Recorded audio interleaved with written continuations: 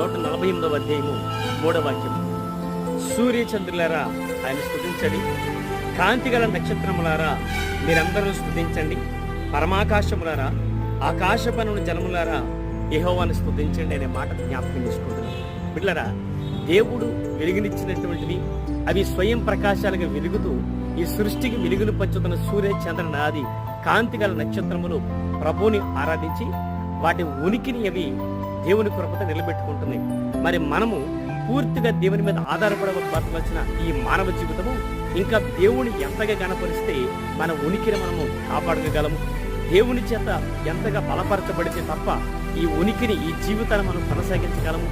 అవే ప్రభువుని స్తుతిస్తున్నప్పుడు ఆయన మీద పూర్తి ఆధారం కలిగిన మానవ జీవితము ఇంకా ప్రభువుని ఎంతగా ఆరాధించాలా, ఇంకా ఎంతగా గణపరిస్తేనో మనం బహుగా ఆశీర్వదించబడి దీవించబడతామని ఈ వాక్యం ద్వారా మనం